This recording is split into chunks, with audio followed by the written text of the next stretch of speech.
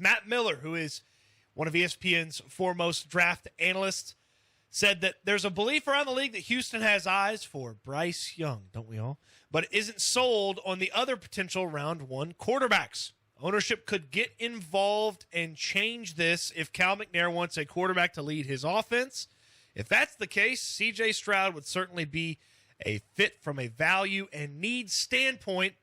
But I know the Texans love edge rusher Will Anderson Jr., the team's top-ranked prospect overall, and he could land with the Texans. Stay tuned. I do not believe Will Anderson Jr. is the top-ranked prospect on the Texans board. Yeah, that's the biggest takeaway from what Matt Miller had to say, right? Everything else has been speculated about over the last couple of days. There have been a number of national and local people basically indicating that, hey, the Texans might not have eyes for any quarterback not named Bryce Young, so they could go defense or they could consider trading down from 2 if Bryce Young goes number 1 to Carolina. But the eye-opener here and the new piece of information that Matt Miller gives us is that, yeah, the Texans have Will Anderson as their top guy. You say you don't think that's the case. Poppycock. Bryce Young is the top player on the Texans board. Yeah? I believe that, and I've heard enough rumors to feel good about saying that. Okay. I believe Bryce Young is the top player on the board. I believe Will Anderson is number 2. Okay. So I think the question then becomes, how far down the Texans board is the next quarterback? Because if they follow their board, and Cody, so many teams are insistent on following their board, or at least they want you to believe that they always follow their board, and they take whoever they have at the top of their board when their time comes to make a pick, then they're going to take Will Anderson at 2. The question is, are they willing to maybe go against their board? And if there is a quarterback not too far below Will Anderson, are they willing to draft that guy instead at 2 because of the importance of the position? I believe they have another quarterback in their top 5. How far down in the top 5? I believe that player is 2 spots behind Will Anderson. So 4.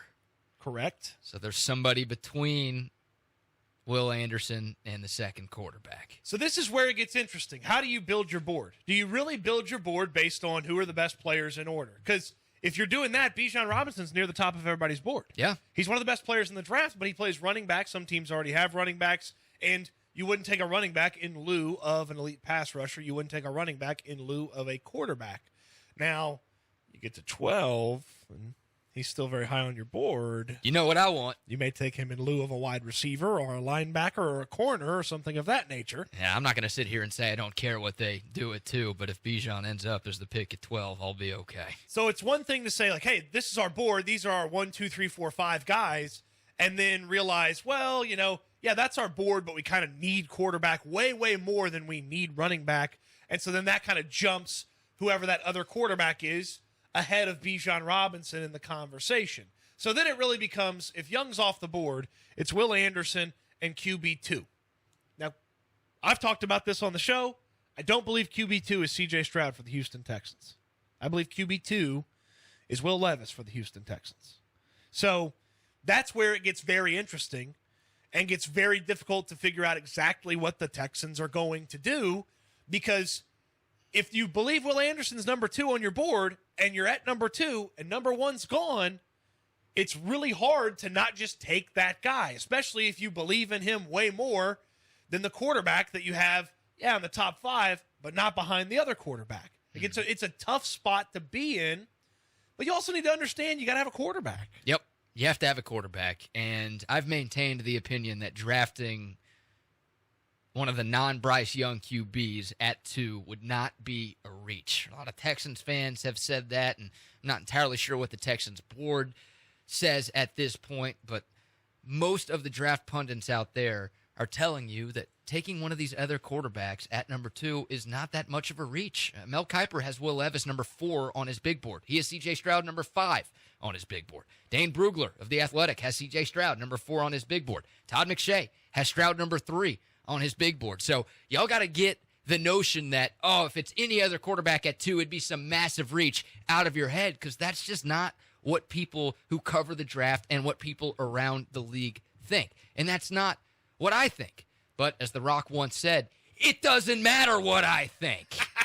What do the Texans think? Where are Stroud, Levis, and Richardson for them? Because just because Kuiper and McShay and BK all have one sense and one opinion on this thing doesn't mean the Texans have the same opinion. We saw it with Caserio last year. Felt like the majority of draft pundits and the majority of us felt like Sauce Gardner was a better cornerback than Derek Stingley. Well, did that matter to the Texans on draft night? No. They ended up going with Derek Stingley. So, Cody, while most people seemingly think the Texans should go QB at 2, if there's a big gap between Bryce Young and all of these other quarterbacks, and they think that highly of Will Anderson, they might go against the proverbial grain again and end up with Will Anderson. I have such a hard time trying to figure out, even if they have guys in an order of 1 through 10, 1 through 12, whatever their order is, the way Caserio has operated these drafts and the way he's talked about it, who's in those little groups? Like, is it simply Bryce Young and Will Anderson in a group by themselves, and then everybody else is in group 2, and then there's a couple players in group 3, and they're sitting there at 2, and they say, well, we're never getting another shot at Will Anderson if we move off of this pick and we don't select him, or we pick somebody else. Like, we're never getting another shot at this guy, so we have to take him. Yeah. Well, then that leaves you with, what do you do at quarterback? And I have a hard time believing that the organization's comfortable with using the number 2 overall pick on a defensive lineman and then using future assets to guarantee themselves a quarterback. Even though Caserio has been a wheeler and a dealer on draft days in the past?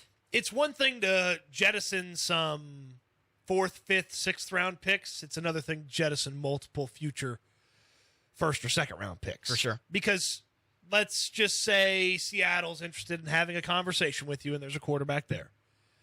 12-5 for a quarterback, that's a future first. Yeah, like I feel like that's just the price of doing business. Yeah, it can be Cleveland's first-round pick next year, but it's still going to cost you a first-round pick to get back into the top 5. Correct. On draft day, the Texans have, at that moment, they have 4 future first-round picks to trade. They have 2 the following year, and then their selection each of the 2 drafts after that.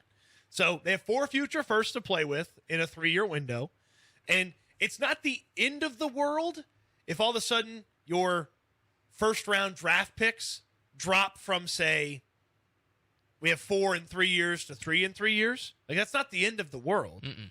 But it does feel like it's more beneficial to select a quarterback and figure it out with the 12th overall selection. And I would also say this.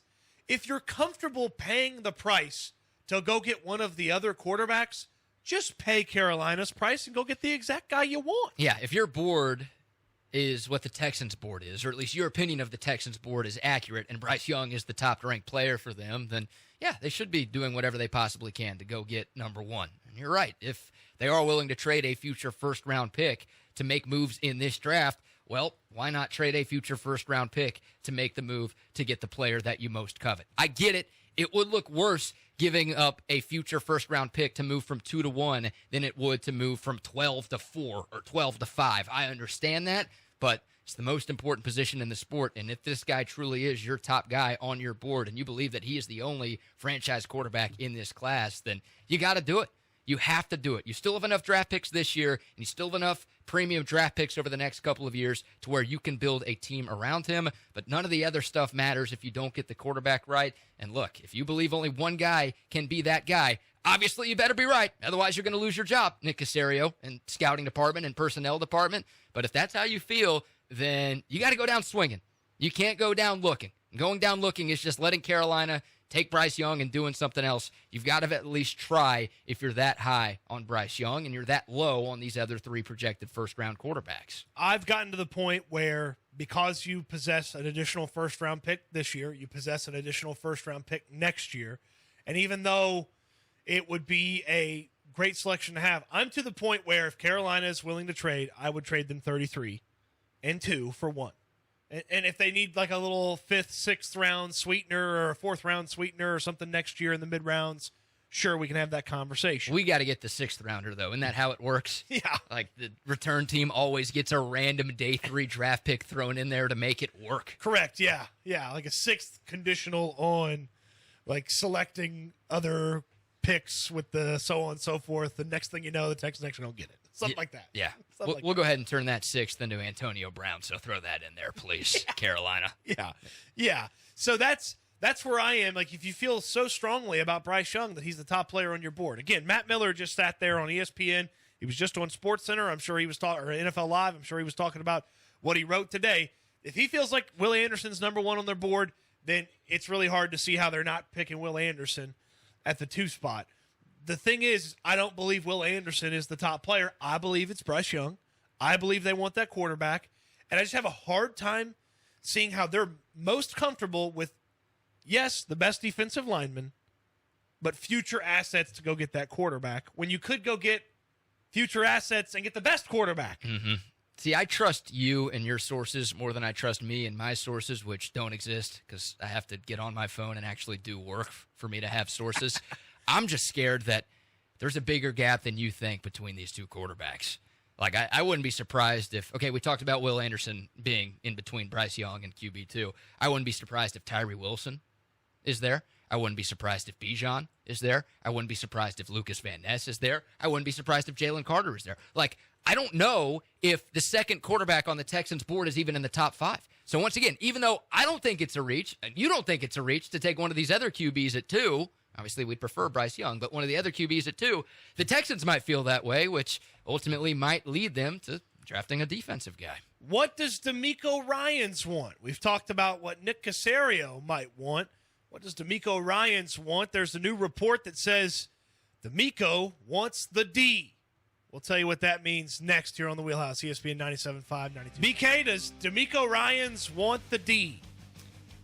Yours or mine or somebody else's? The defense. Oh. Yours or mine or somebody else's? I guess in this case it'd be maybe Nick Saban's defense. He already had the opportunity to have that if you wanted it. I don't know. I mean, it's easy to say, hey, DeMeco is a defensive guy, so he must want defense with that number 2 pick. And not just that number 2 pick, but a lot of the premium draft picks that the Texans have in a couple of weeks. So maybe he does want the D, if that is the D you're talking about. But I do know he's married to a woman, and he has children. So I don't know if he's a huge fan of the other D. Texans Daily, which is the Houston Texans arm of Sports Illustrated. Do we call it Texans D? Texans D-Ailey. Okay. So new defense, so Texans D-Ailey. All right. I'm not sure what to bring to NRG next to the D for that, but we'll work on it. Texans Daily says that head coach DeMeco Ryans is, quote, leaning heavily toward drafting Alabama's Will Anderson with the number 2 overall selection in the 2023 NFL Draft. So yet another publication hinting that the Houston Texans, and this time specifically their head coach, prefer the defensive lineman from Alabama over drafting a quarterback at number 2. Am I fair to assume that there wouldn't be as many rumors of the Texans not going quarterback at 2 if Sean Payton or Shane Steichen was the head coach here? Like, it feels like a lot of people are linking a defensive player to the Texans at 2 because they hired a defensive coordinator instead of an offensive guy, which is what most teams have been doing in the NFL. I believe you're correct about that. Okay. Sean Payton maybe has a bit more play in what he would do because he's made selections before that include defenders when maybe he's needed offensive players. But certainly if it was Shane Steichen, most people would be saying there'd be a big conversation about, well, you could take any of the quarterbacks because Steichen's a guru. Mm-hmm. Like that'd be a big conversation. I feel like we are in Houston less inclined to have that conversation because Bobby Slowick's resume doesn't quite match up to Shane Steichen's resume right when it comes to coaching offense. So that conversation's a bit tough to have. So we're stuck here with, well, it's a defensive coach, so he wants a defensive player. Yeah, it feels like low-hanging fruit, right? And a lot of people are just making that assumption that, defensive coach, defensive player, that's where they're going to go. And, of course, the Texans need defense, and I'm not going to sit here and tell you that DeMeco Ryans doesn't love Will Anderson. Nick Caserio, I'm sure, loves Will Anderson. Hell, if Shane Steichen or Sean Payton were here, I'm sure they would love Will Anderson. The guy's one of the best, if not the best players in this entire draft, so of course they want him. But, yeah, I don't know if it's safe or fair to just assume that the Texans are going to take Will Anderson at 2 because DeMeco is the head coach. Let's listen to the evidence from the head coach and then some things about where he used to coach that we can get into. DeMeco Ryans at the NFL Scouting Combine Well, he knows the importance of getting a bona fide quarterback from his time in San Fran. 2017, and it was a rough year there. We started, I think, 0-9 that year. And you saw when we acquired Jimmy, and towards the end of the year, you saw a quarterback came in, and we won 5 straight games to end the season because, we added a very talented guy at the quarterback position. So it just teaches you that when you do have a bona fide quarterback, it helps you win games, helps you be successful. They were a winless team until a quarterback of note showed up. Well, the Texans signed Case Keenum. He's of note. I don't believe 2017 Jimmy Garoppolo and 2023 Case Keenum are quite the same fella. Hey, 2017 Case Keenum went to an NFC title game, okay? That's true. Come on now. That's true. We don't get to put Case Keenum in a time machine, though, and get that version of him. I think I'd prefer college version if we could. Exactly. Get the Cougs guy instead. A little bit more from DeMeco Ryans, and again, what he has said in this process. We've talked about this at length, and we felt like this is some of the best evidence going that the Texans are selecting a quarterback with the number 2 overall pick. DeMeco Ryans to NFL Network. There's 2 good quarterback prospects we're looking at. This year's draft, we have really a couple good quarterback prospects, at the top of the draft. And we want to add a young quarterback to our team. And we think that will be the right thing to do for our team. We feel like we have a good nucleus of players, but still want to add some competition at that quarterback position. And this year, there's 2 good guys at the top that we've looked at and that we value pretty highly. So we're excited about the draft. To be at that number 2 spot is not where you always want to be, in each year's draft. But when we are in this position, right, a top 2 pick, it's a chance to add a really talented player to our team. And so that's how we're looking at it, and we're excited about the opportunity. Our fans are excited about the opportunity of adding a really top-quality player to our team. Lots to talk about the quarterbacks. Mm-hmm.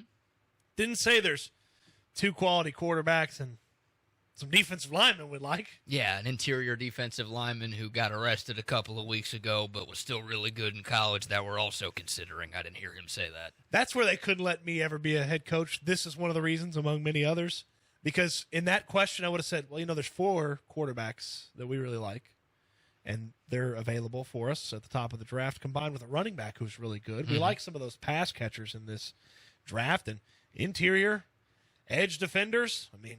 Can't ever have enough of those. No, we always want to build depth along the offensive line, too.